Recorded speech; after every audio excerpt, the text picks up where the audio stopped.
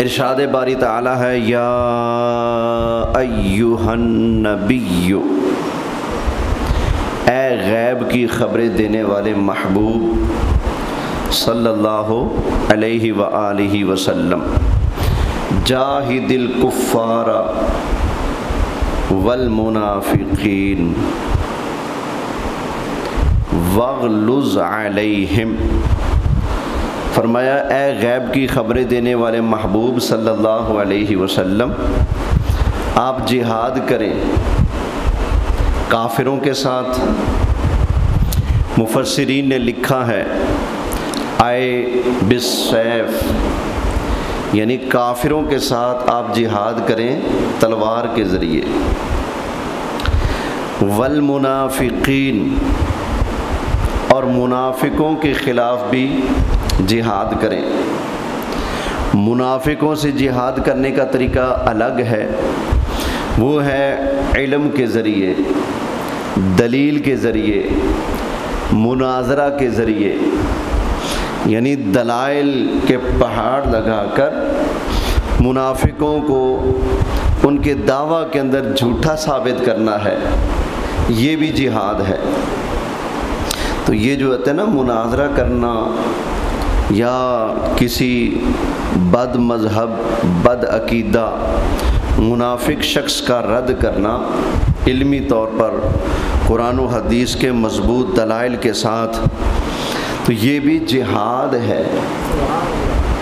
ہاں جی، مفسرین نے ان لفظوں کے آگے واضح لکھا ہے، کافروں کے ساتھ بھی جہاد کا حکم ہے اور منافقوں کے خلاف بھی جہاد کا حکم ہے۔ کافروں کے ساتھ کیونکہ وہ چٹا ننگا دشمن ہے، اس کے ساتھ جہاد ہوگا تلوار کے ساتھ۔ اور جو منافق ہوتا ہے وہ تو کلمہ بھی پڑھتا ہے اور اسلام کی جڑیں بھی کاٹتا ہے، کلمہ بھی پڑھتا ہے اور بے ادبی توہین اور گستاخی بھی کرتا ہے۔ یہ چونکہ اس کا کفر اعلانیہ نہیں ہوتا، اس لیے ایسے لوگوں کے ساتھ جہاد تلوار کے ساتھ نہیں ہوگا، بلکہ ایسے لوگوں کے خلاف جہاد جو ہے وہ ان کا رد کرنے کے ساتھ ہوگا، ان کے عقائد کا رد کیا جائے، ان کے نظریات کو قرآن و سنت کے دلائل کے ساتھ توڑ دیا جائے، رد کر دیا جائے، ان کے جھوٹوں کا جو پلندہ ہے اس کو ختم کر کے حق کو عیاں کر دیا جائے، یہ بھی جہاد ہے۔ تو معلوم ہوا ہمارے علماء اہل سنت کتابوں کی صورت میں، تقریروں تحریروں کسی بھی صورت میں اگر کسی گستاخ صحابہ کا یا گستاخ نبی کا رد کرتے ہیں تو یہ رد کرنا بھی اللہ کے حکم کے تحت ہے، یہ اللہ کے حکم کے علاوہ نہیں ہو رہا، یہ بھی اللہ کے حکم کے تحت ہوتا ہے، اور اللہ کریم کی بارگاہ میں یہ بھی جہاد میں شمار ہوتا ہے۔ تو خیر، اللہ تعالیٰ نے ارشاد فرمایا یا ایھا النبی جاہد الکفار والمنافقین واغلظ علیہم۔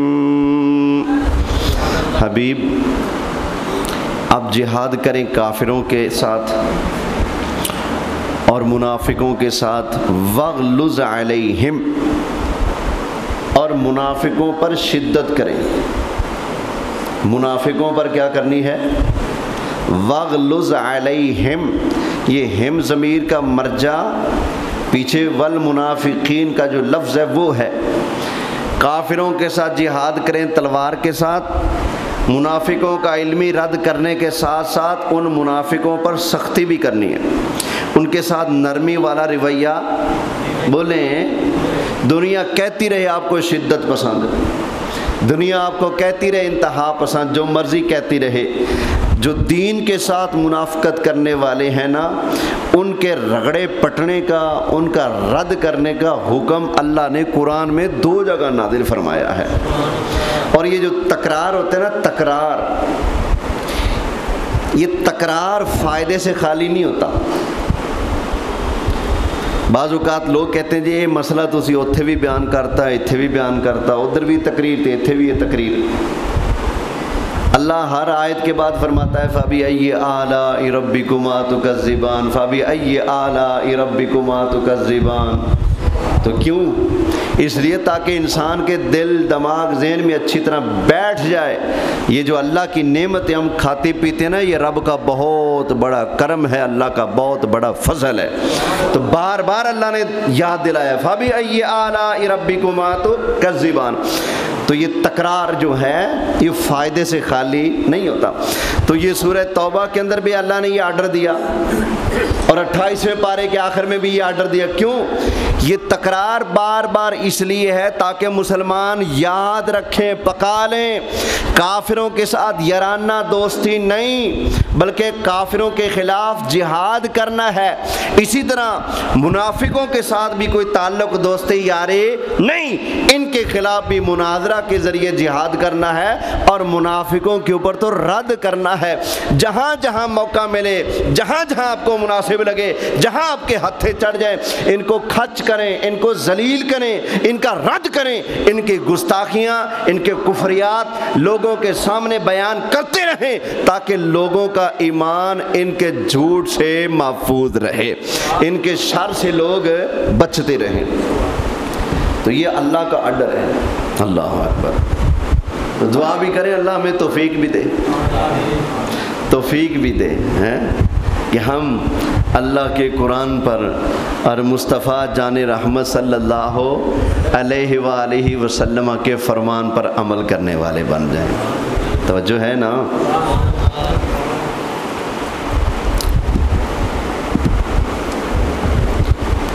تو ابھی ہمارے ملک میں جو قتل عام ہوا ہے تو اس حوالے سے بھی میں قرآن مجید فرقان حمید کی آیات بینات کی روشنی میں عرض کرتا ہوں کہ کسی انسان کی جان لینا، خصوصاً مومن کی جان لینا، یہ کوئی چھوٹا گناہ نہیں، یہ بہت بڑا گناہ ہے۔ اللہ کے پیارے رسول صلی اللہ علیہ وآلہ وسلم ارشاد فرماتے ہیں اگر کسی مومن مسلمان کے قتل میں پوری روئے زمین کے لوگ جمع ہو جائیں اور وہ سارے مل کر اس کو قتل کریں تو اس مرنے والے کا خون کتنا قیمتی ہے، کتنا قیمتی ہے۔ اللہ کے پیارے محبوب علیہ السلام نے ارشاد فرمایا اگر کسی بے گناہ مظلوم کے قتل میں ساری زمین کے لوگ شامل ہو جائیں تو فرمایا بدلے میں قصاص میں ان سب کو قتل کر دیا جائے۔ ایسا نہیں کہ کہیں گے جی 10 بندوں نے قتل کیا تو بدلے میں ایک کو ماریں، نہ، 10 بندے رل کے اگر ایک بندے کو ماریں گے تو بدلے میں ان 10 کا خون بہایا جائے گا۔ 100 بندے رل کے اگر کسی مظلوم کو قتل کریں گے تو بدلے کے اندر ان 100 کا خون بہایا جائے گا۔ میں تو نہیں کہہ رہا، یہ اللہ کے پیارے محبوب علیہ السلام کا فرمان ہے۔ اللہ اکبر۔ تو لوگوں نے انسانی جان کو بڑا ہلکا سمجھ لیا ہے اور اتنا ہلکا سمجھ لیا جب گاڑیاں بھگا بھگا کر اوپر چڑھائی گئیں اور گولیوں کی برسات کی گئی آگے سے، وہ کہہ رہے تھے حافظ صاحب تمہیں خدا کا واسطہ، رسول اللہ کا واسطہ، تمہیں تمہاری ماؤں کا واسطہ، واپس چلے جاؤ، ہم کوئی لڑنے نہیں آئے، ہم لڑنے نہیں آئے، واپس چلے جاؤ، مذاکرات کر لو۔ آخری دم تک وہ یہی کہتے رہے مذاکرات کر لو۔ ہماری مذاکراتی پہلی ٹیم گئی، اس کو روک لیا، دوسری گئی، اس کو بھی روک لیا، یہ کام صحیح نہیں، یہ زیادتی ہو رہی ہے، مذاکرات کر لو۔ لیکن ایک نہ سنی گئی، گولیاں چلائی گئی اور جب آگ لگائی گئی تو جو بیچارے زخمی پڑے تھے ان کی لاشوں کو جلایا گیا، جو شہید ہو گئے ان کی لاشوں کو الگ جلایا گیا، اور جو جن میں ابھی جان تھی، سانس ست تھا، میں تو نہیں کہہ رہا، دنیا اندھی تو نہیں نا، ریکارڈ پر موجود ہے، لوگوں کے انٹرویو آ رہے ہیں جنہوں نے آنکھوں سے دیکھا، وہ کہہ رہے ہیں جن میں ابھی سانس ست، جسم میں حرکت، جان باقی تھی، ان کو کھینچ کھینچ کر ٹانگوں سے آگ کے اندر ڈال دیا گیا۔ خدا کے بندو یہ کون سی شریعت ہے؟ کسی مسلمان کو اتنی بے دردی سے قتل کرنا، جلا دینا، اللہ اکبر۔ تو یہ انسانی جان کو اتنا سستا سمجھ رکھا ہے۔ اللہ تعالیٰ شرم حیا نصیب فرمائے، آمین کہہ لیں۔ یاد رکھیے گا مسلمان جو ہے نا، مسلمان، اس کی ویلیو اللہ کی بارگاہ میں کتنی ہے۔ اللہ کے پیارے محبوب صلی اللہ علیہ وسلم ایک دن کعبہ میں تشریف لائے، طواف کیا، طواف کرنے کے بعد جب واپس جانے لگے تو ارشاد فرمایا، اے کعبہ تیری بڑی حرمت ہے، بڑی عزت ہے، بڑی ٹور ہے، بڑی شان ہے۔ فرمایا لیکن اے کعبہ ایک مومن مسلمان کی حرمت، عزت وہ تجھ سے بھی زیادہ ہے۔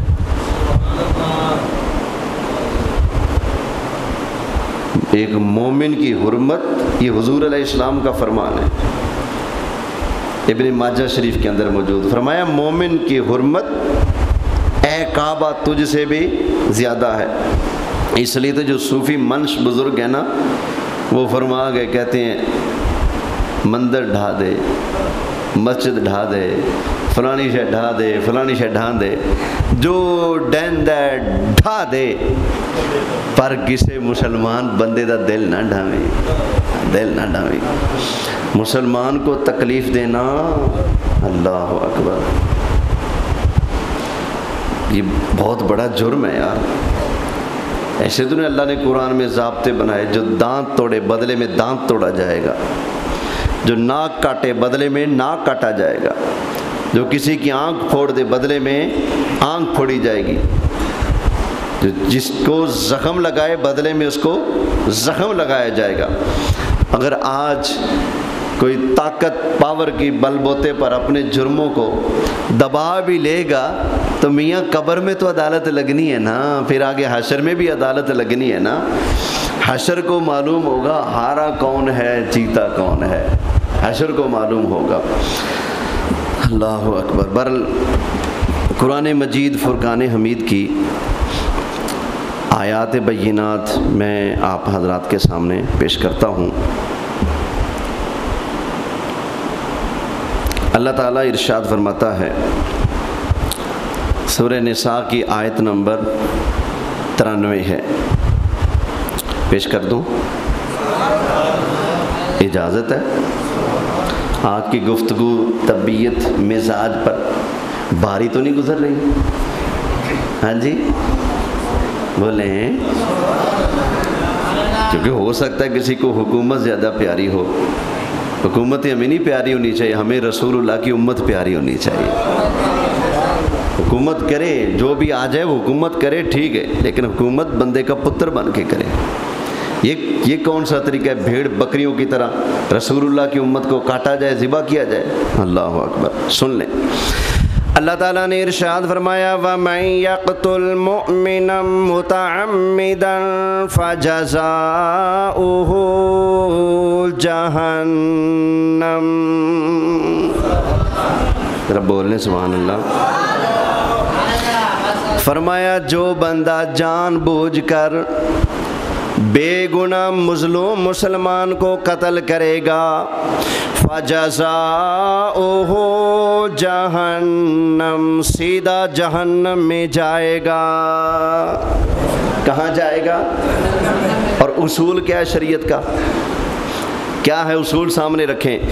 اللہ کے پیارے محبوب علیہ الصلوۃ والسلام نے ارشاد فرمایا، جس مظلوم مسلمان کے قتل کے اندر سارے کائنات کے انسان شامل ہو جائیں، اللہ تعالیٰ کا قانون یہ ہے، اللہ کے محبوب علیہ السلام نے ارشاد فرمایا، مظلوم مسلمان کا خون اتنا قیمتی ہے، بدلے کے اندر ساری روئے زمین کے ان ظالموں کو قتل کیا جائے گا جو اس مظلوم کے قتل کے اندر شریک ہوئے ہیں۔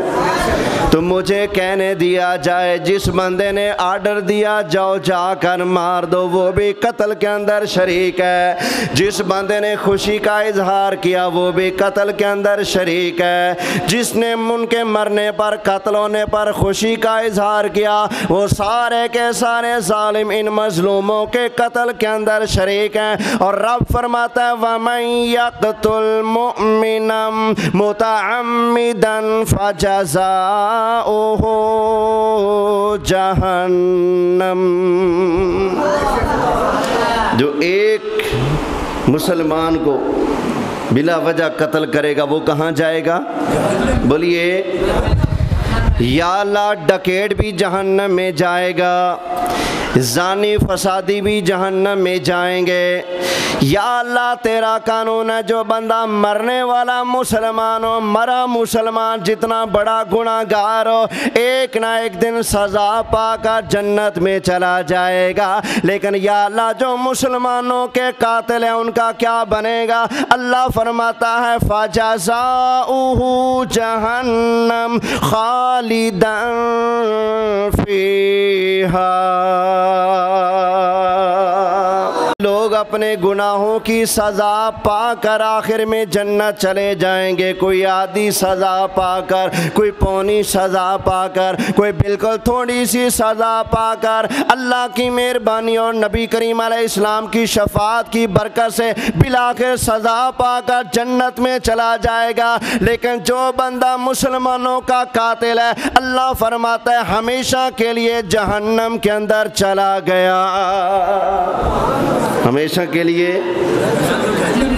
جہنم، ہمیشہ کے لیے خالداً فیہا۔ لہذا یہ گناہ کرنے سے پہلے سوچ لینا یہ زندگی تو 4 دن کی ہے، اگلا سفر ڈاڈا لمبا ہے، بہت بڑا لمبا سفر ہے۔ اللہ اکبر، توجہ ہے؟ ہمیشہ کے لیے کہاں گیا؟ ایک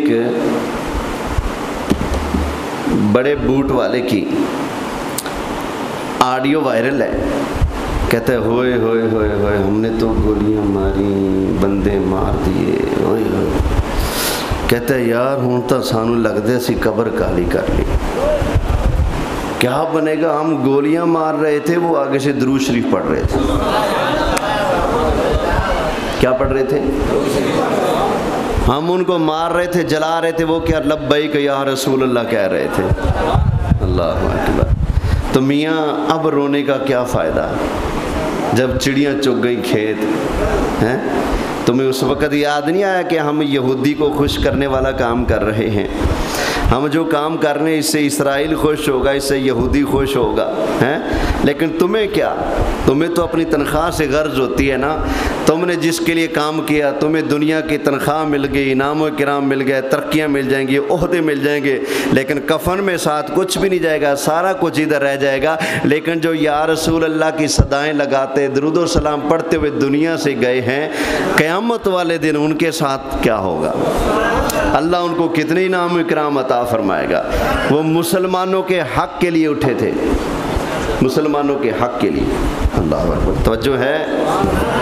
یا اللہ وہ جہنم میں رہے گا اور تو نے فرمایا کہ صدا کے لیے رہے گا، کیا کوئی رعایت ہو جائے گی؟ اللہ تعالیٰ نے ارشاد فرمایا وَغَضِبَ اللَّهُ عَلَيْهِ، مسلمانوں کو قتل کرنے والے پر اللہ کا غضب ہوگا، وَلَعَنَهُ، اور اس بے ایمان پر اللہ کی لعنت ہے، وَأَعَدَّ لَهُ عَذَابًا عَظِيمًا۔ یار اونچی بولو سبحان اللہ۔ اللہ کا قرآن سنا رہا ہوں، مصطفیٰ جان رحمت کا فرمان سنا رہا ہوں، الحمدللہ مجھے کسی بے ایمان کی دھمکی کا کوئی ڈر نہیں ہے۔ میں ڈنکے کی چوٹ پر مسلمانوں کی عزت اور جان مال کے لیے بولوں گا، جس نے جو مرضی کرنا کر لے، مجھے دھمکیاں دینے والے کان کھول کر سن لیں، انشاءاللہ میرے جسم سے جان جا سکتی ہے، لیکن میں نبی کریم علیہ اسلام کی امت کے ساتھ غداری نہیں کر سکتا۔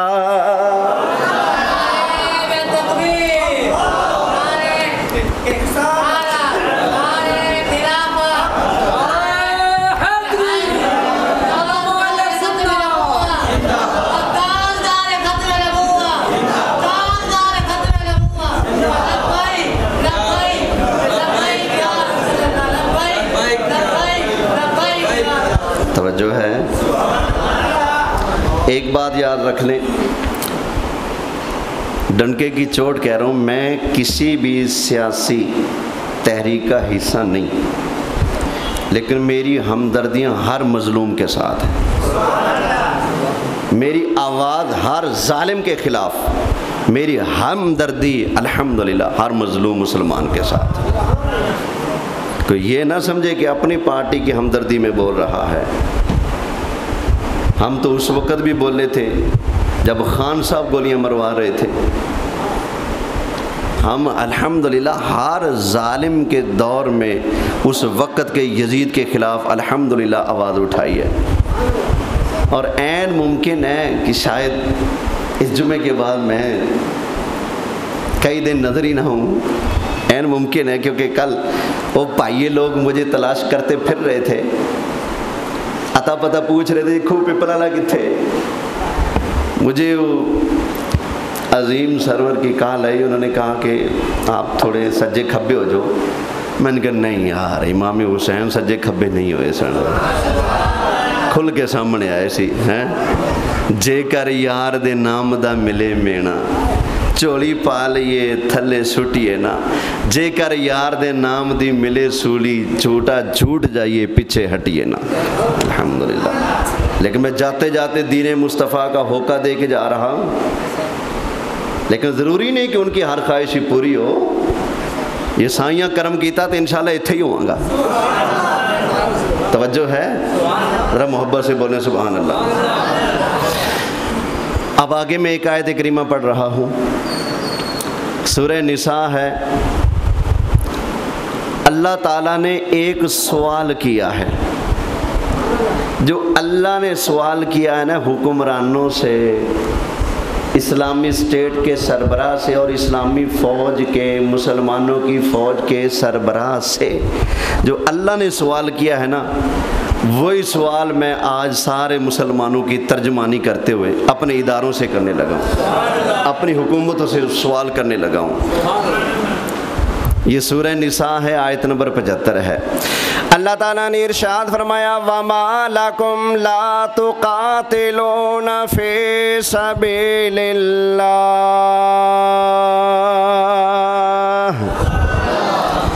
اوے تمہیں کیا ہوا؟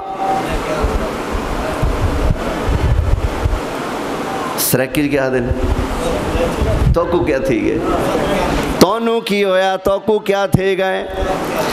وَمَا لَكُمْ تمہیں کیا ہوا، لَا تُقَاتِلُونَ فِي سَبِيلِ اللَّهِ،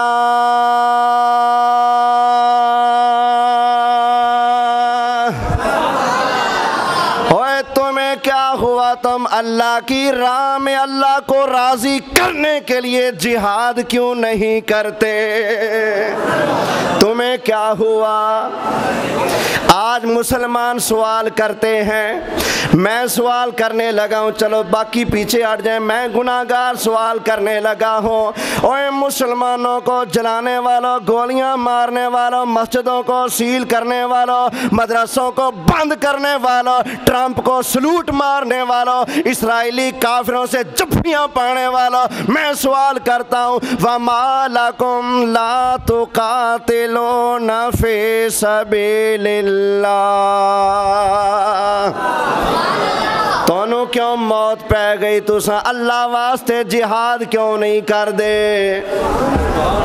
والمستضعفین من الرجال والنساء والولدان، کمزور مسلمان جو تمہیں فریاد دے کر پکار رہے ہیں، مسلمانوں کی کمزور عورتیں جو تمہیں فریاد لگا کر پکارتے ہیں، اوے پاکستانیوں تم کہاں چلے گئے؟ ہماری مدد کے لیے کب آؤ گے؟ ہمیں بچانے کے لیے کب آؤ گے؟ اللہ تعالیٰ نے ارشاد فرمایا والولدان، مسلمانوں کے کمزور چھوٹے بچے تمہیں پکار رہے ہیں، تمہیں صدائیں لگا رہے ہیں۔ وَمَا لَكُمْ لَا تُقَاتِلُونَ فِي سَبِيلِ اللَّهِ،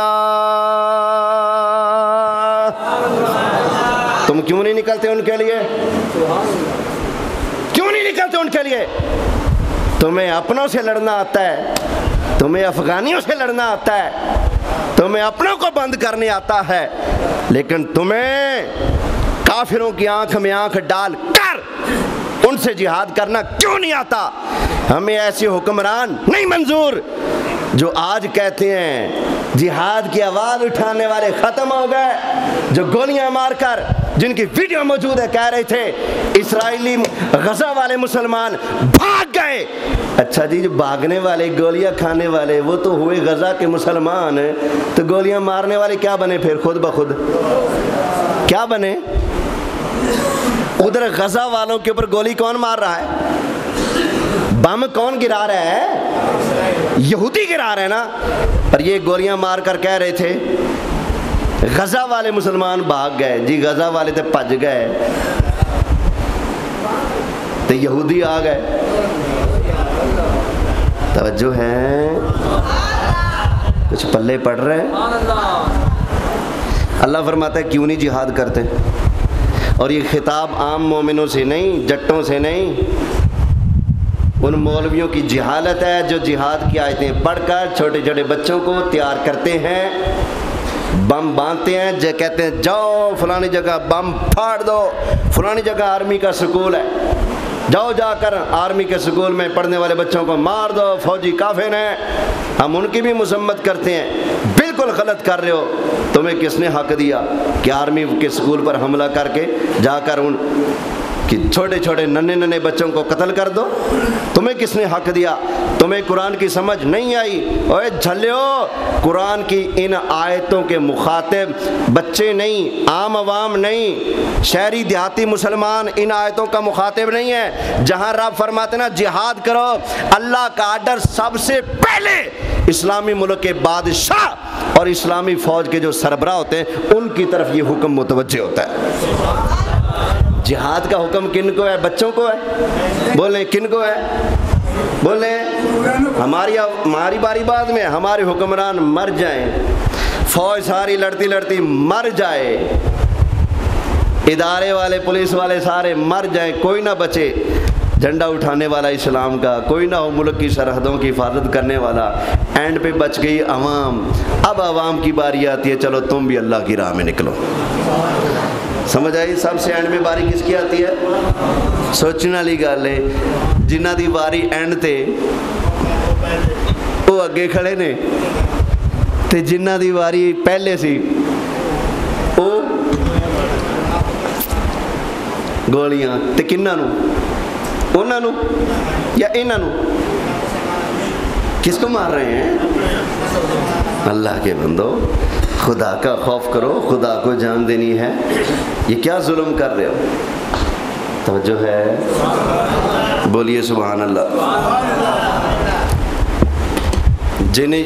جن یہودیوں کو ناجائز ریاست کو تسلیم کرنے تم جا رہے ہو، یہ تو پاکستان کے آئین کے خلاف ہے۔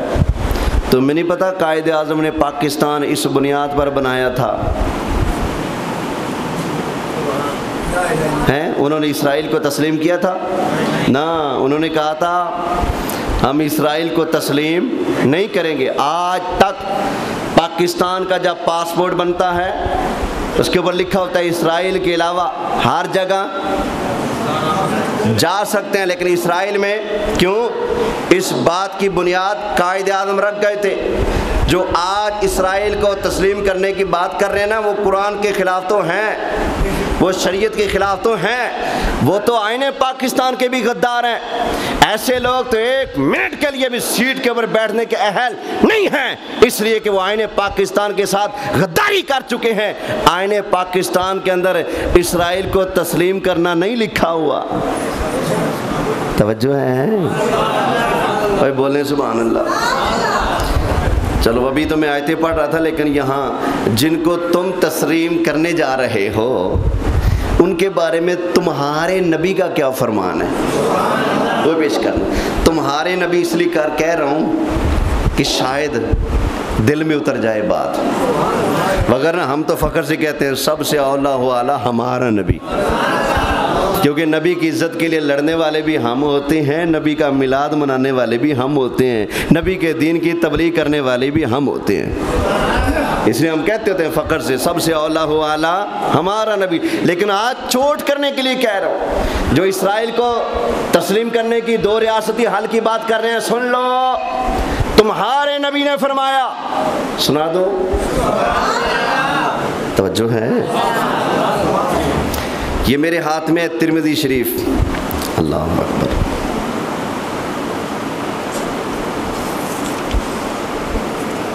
درود پاک پڑھ لیں۔ اللہم صلی علی سیدنا و مولانا محمد وعلی آل سیدنا و مولانا محمد وبارک وسلم وصلی علیہ، والصلاة والسلام علیک یا سیدی یا رسول اللہ وعلی آلک و اصحابک یا سیدی یا حبیب اللہ صلی اللہ علیہ وسلم۔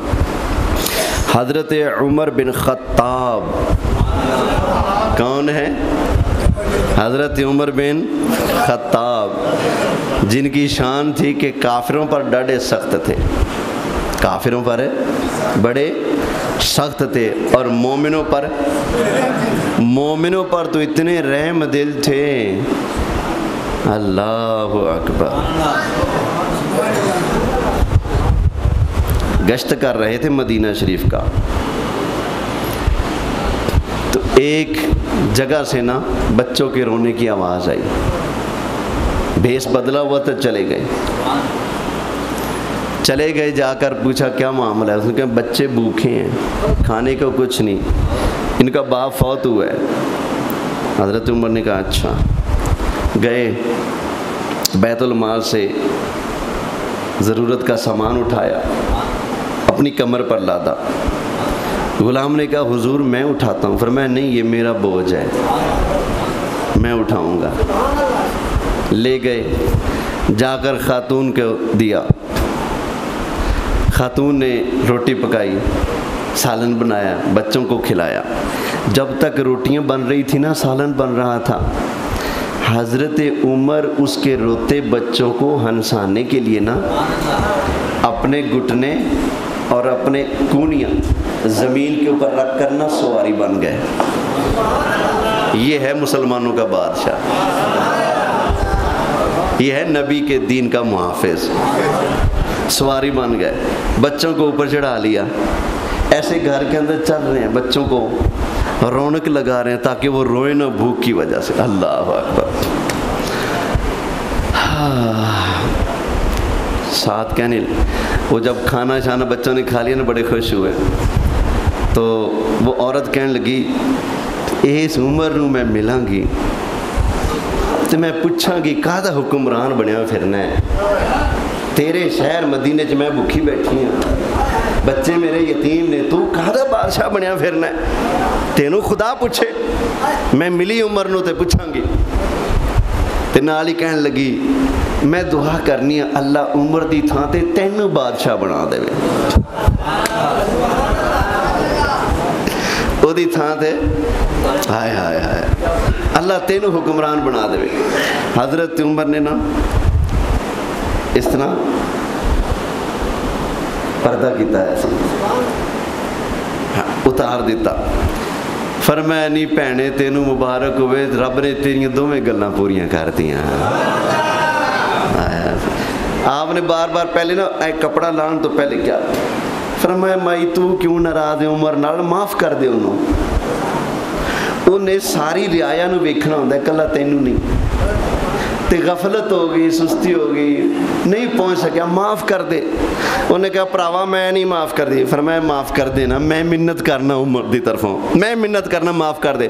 کہندے چلو ٹھیک ہے، تو پراوا کہہ تاں میں عمر نو معاف کیتا ہے، لیکن دعا کرنی ہو دی تھاں تے تو بن جا۔ فرمایا پھر اہل ہے، تینوں مبارک ہوئے، میں ہی عمر ہاں۔ اللہ توجہ ہے۔ او عمر پاک حدیث بیان کر دیں ترمذی شریف دی۔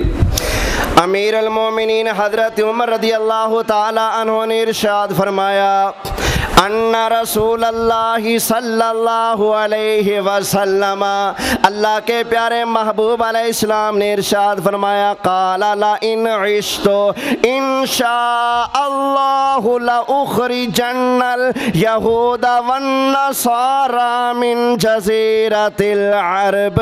اللہ کے محبوب علیہ السلام نے ارشاد فرمایا اگر اللہ تعالیٰ نے مجھے مزید حیاتی عطا فرمائی، فرمایا میں اللہ کا محبوب وعدہ کرتا ہوں انشاءاللہ میں عرب کے اندر سے سارے یہودیوں عیسائیوں کو نکال دوں گا۔ سرکار نے یہ تو نہیں فرمایا نا تھوڑا جا ٹوٹا انہوں بھی دے دیں گے بچوں، کیا فرمایا؟ انشاءاللہ اگر رب نے مجھے اور مہلت بخشی، مزید اگر اللہ نے مجھے زندگی بخشی، فرمایا انشاءاللہ لَأُخْرِجَنَّ الْيَهُودَ وَالنَّصَارَى مِنْ جَزِيرَةِ الْعَرْبِ، فرمایا عرب کے جزیرے سے سارے یہودیوں کو نکال ماروں گا۔ امام الانبیاء کو یہودیوں پر اتنا غضب کیوں؟ ہزاروں نبیوں کو قتل کیا ہے انہوں نے، کتنے؟ ہزاروں نبیوں کو قتل کیا ہے۔ قرآن حکیم میں 6 پارہ 2 رکوع پڑھ کر دیکھیں، اللہ نے یہودیوں پر 6 وجہ سے لعنت کی ہے، 6 وجہ سے۔ کتنی وجہ سے؟ تو جو قوم لعنتی ہو ان کو سلوٹ مارنا بنتا ہے، ان کو تسلیم کرنا بنتا ہے، بولیں، اور پھر تسلیم بھی ایسا کہ وہ ہمارے گھر میں گھس کر بیٹھے ہیں، ان کا ملک تھوڑی تھا، تو فلسطین تھا، آ کر انہوں نے قبضہ کیا ہوا ہے۔ اب 2 ریاستی حل کا مطلب کیا نکلتا ہے؟ ایک مثال سے سمجھاتا ہوں شاید کہ تیرے دل میں اتر جائے میری بات۔ ایک گھر میں چور گھس گیا، سامان باندھا، گٹھڑی باندھی، جانے لگا، مالک مکان جاگ پڑا،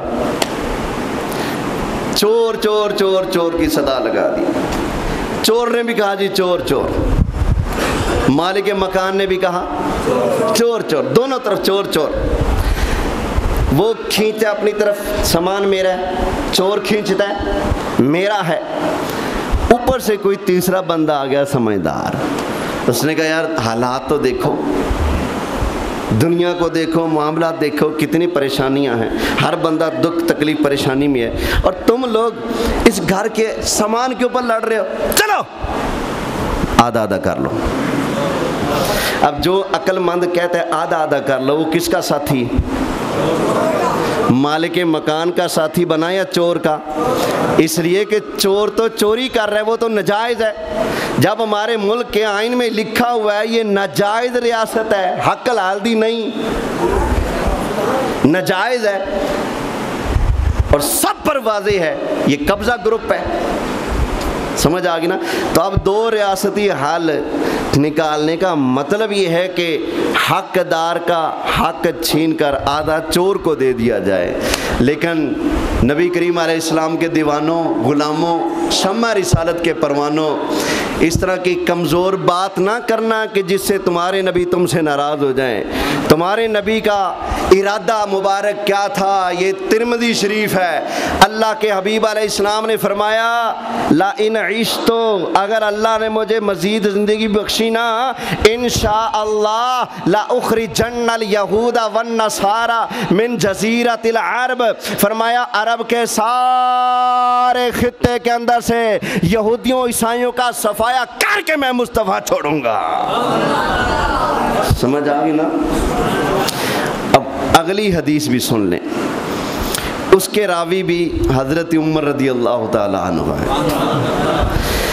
انہو سمع رسول اللہ صلی اللہ علیہ وسلم، فرماتے ہیں کہ اللہ کے پیارے رسول صلی اللہ علیہ وسلم سے سنا، لَأُخْرِجَنَّ الْيَهُودَ وَالنَّصَارَ مِنْ جَزِيرَةِ الْعَرَبِ فَلَا أَتْرُكُ فِيهَا إِلَّا مُسْلِمًا۔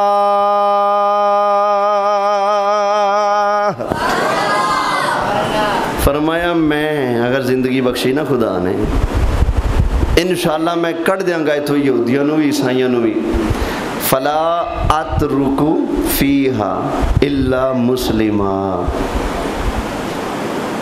سوائے مسلمانوں کے کسی اور کو جزیرہ عرب کے اندر میں مصطفیٰ نہیں رہنے دوں گا، نہیں رہنے دوں گا۔ اللہ کا قرآن بھی سن لیں، متا کوئی آکے جی حدیثاں ہی نے نا، یہ تو بعد لکھیاں گیا، پتہ نہیں ضعیف ہے صحیح ہے، مولوی صاحب نے پتہ نہیں ایویں سنا دیتی، قرآن بھی سن لیں۔ اللہ تعالیٰ نے ارشاد فرمایا، فَلَا تَقْرَبُوا الْمَسْجِدِ الْحَرَامَ بَعْدَ عَامِهِمْ هَٰذَا، فرمایا اس سال کے بعد آئندہ کبھی بھی کوئی بے ایمان مشرک کافر مسجد حرام کے قریب نہ آئے۔ مسجد حرام کے قریب بھی ہمیں افسوس ان نجدیوں پر بھی ہے جنہوں نے این مسجد حرام کے اندر یہودیوں کو داخل کیا، این مسجد حرام کے اندر مشرکوں کو داخل کیا، کافروں کو داخل کیا۔ تمہیں قرآن بھول گیا؟ قرآن صرف ایتھوں تک کے ایتھے نہیں، بولیں سبحان اللہ۔ بہرحال اللہ کی بارگاہ میں دعا ہے، اللہ ہمارے ایمان کی حفاظت فرمائے، ہمارے عقیدے کی حفاظت فرمائے، ہمارے وطن کی حفاظت فرمائے۔ جو ہمارے ملک کے سچے محب ہیں اللہ ان کو سلامت رکھے، میں نام کسی کا بھی نہیں لے رہا، انہوں پتہ ہے، جو سچے محب ہیں اللہ ان کو سلامت رکھے، جو ملک کے قوم کے دین کے غدار دشمن ہیں اللہ ان کے وجود سے دنیا کو پاک فرمائے۔